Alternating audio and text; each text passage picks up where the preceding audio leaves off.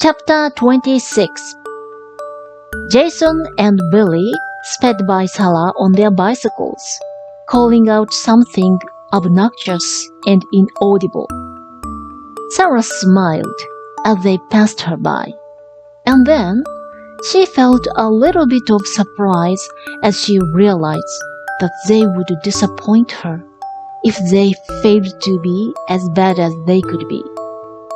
And that, in some strange way, the three of them were co-creators in this game. They were always playing together. The game of I'm your rotten little brother and this is my obnoxious rotten little friend, and our task is to make your life miserable in every way we can, and your job is to respond to us in misery. This is weird, Sara thought. I'm not supposed to enjoy them.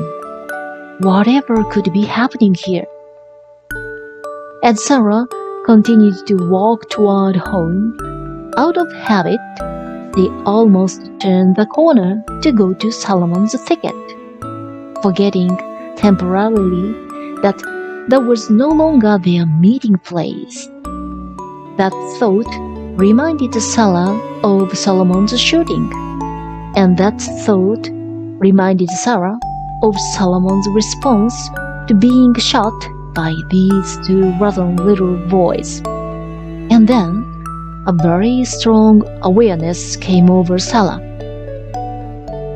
Jason and Billy shot Solomon, and Solomon still loved them. Solomon is able to keep his valve open even under those conditions.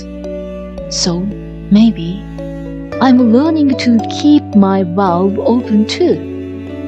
Maybe my life is finally important enough to me that I am not bothered by what others are doing or saying.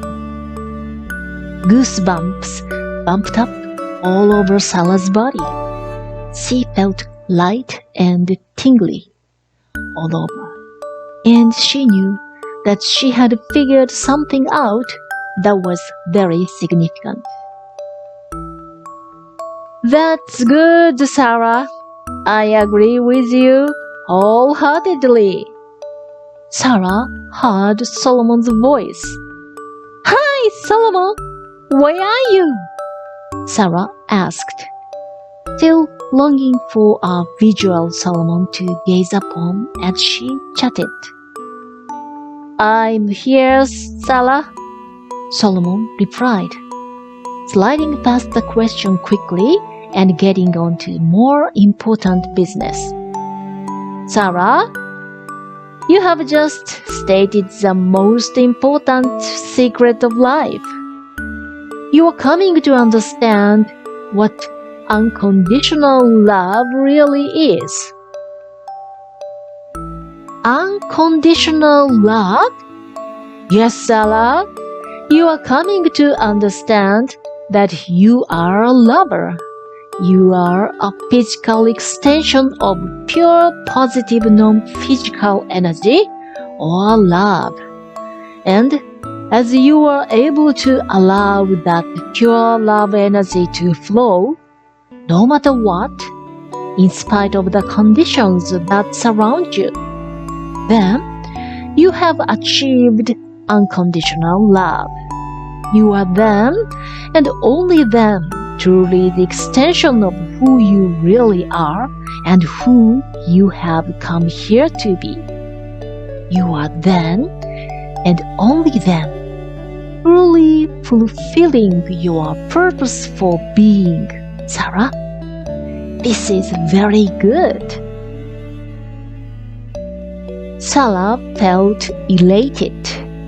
She wasn't completely understanding the magnitude of what Solomon was saying, but she could tell from the enthusiasm with which he was saying it that it must be really important, and she was certain that Solomon was very pleased with her. Well, Sara, I know this sounds a big a bit strange to you in the beginning. It's a whole new orientation for most people. But until you understand this, you will never truly be happy. Not for long anyway. Sit here and just listen for a little while, and I'll explain to you how it all works. Sara found a dry, sunny spot and plopped herself down to listen to Solomon. She loved listening to the sound of his voice. There is a stream of pure positive energy that flows to you at all times. Some may call it life force. It's called many different things. But it's a stream of energy that created your planet to begin with. And it's a stream of energy that continues to sustain your beautiful planet. This stream of energy keeps your planet spinning in its orbit in perfect proximity to other planets. This stream maintains the perfect balance of your microbiology. This stream maintains the perfect balance of water on your planet. This is the stream that keeps your heart pumping, even when you are asleep. This is a wonderful, wonderful stream of well-being, Sara. And this stream flows to each of you every minute of your day and night. Wow!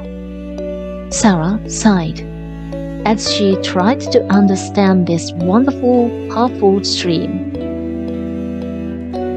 As a person living on your planet, Sara, in any moment, you can allow or resist this wonderful stream. You can let it flow to you and through you, or you can disallow the stream. Why would anyone not want this stream? Oh, everyone would want it, Sara, if they understood it. And no one ever resisted on purpose. They just have habits that they have learned from each other that cause resistance to this stream of well-being. Like what, Solomon?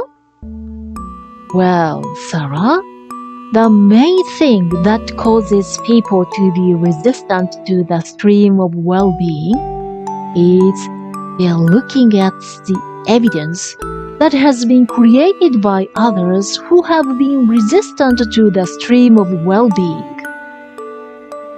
Sara looked puzzled. He wasn't really getting this yet. You see, Sara? Whenever you give your attention to anything, just by observing it, you begin to vibrate as it is, while you are observing it. So, if you are looking at sickness, for example, for the time you are looking at or talking about or thinking about sickness, you are not allowing the stream of well-being. You have to look at well-being to allow well-being. Sara began to brighten. Ah, this is like that birds of a feather stuff we talked about before, isn't it? That's right, Sara. It's about the law of attraction. If you want to attract wellness, you must vibrate with wellness. But if you give your attention to someone's sickness, you cannot allow wellness at the same time. Sara began to pucker as she thought about what Solomon was saying. But Solomon, I thought I was supposed to help people who are sick. And how can I help them if I don't look at them? It's okay to look at them, Sara, but Don't see them as sick. See them as getting better. Better yet, see them as well. Or remember them when they were well. That way, you don't use them as a reason to stop the stream from flowing to you. It's not easy for people to hear this, Sara, because they are so conditioned to observing everything around them. If they only knew that when they look at things that make them feel negative emotion, that feeling is their signal that they have just disallowed the stream of well-being, I do not think so many people would be so willing to look at so many things that make them feel bad. Sara, just for a moment here, don't try to understand what most others are doing. Just listen to this. There is one constant, steady stream of well-being, and it's flowing to you at all times. When you feel good, you are allowing the stream. And when you feel bad, you are not allowing the stream. Now, when you understand that, what is it that you want most to do? Well, I want to feel good as much as I can. Good. Now, let's say you're watching television and you see something that makes you feel bad. Yeah, like when somebody gets shot or killed or hurt in an accident. Yes, like that. When you see that, Sara, and you feel bad, you understand what is happening? Sara smiled brightly. Yes, Solomon, I am resisting the stream. You've got it, Sara. Whenever you are feeling bad, you are resisting the stream. Whenever you are saying no, you are pushing against and therefore resisting the stream. Sara, when someone says no to cancer, they are actually disallowing the stream of well-being. When someone says no to mothers, they are actually disallowing the stream of well-being. When someone says no to poverty, they are actually resisting the stream of well-being. Because when you are giving your attention to what you don't want, you are vibrating with it, which means you are resistant to what you do want. So, the key is to identify what you don't want briefly, but then to turn to what you do want and say yes. That's it? That's all we have to do? Just say yes instead of no? Sara couldn't believe how simple this all sounded. She felt elated. Solomon, that is so easy. I can do that. I think everybody could do that. Solomon enjoyed Sara's enthusiasm about this new knowledge. Yes, Sara, you can do that. And that is what you have come forth to teach to others. Practice it for a few days.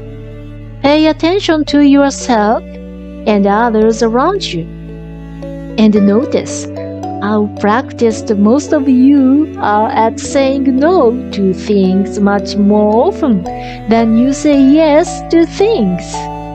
As you observe for a while, you will come to understand the sort of things that people do to resist the well-being that is natural.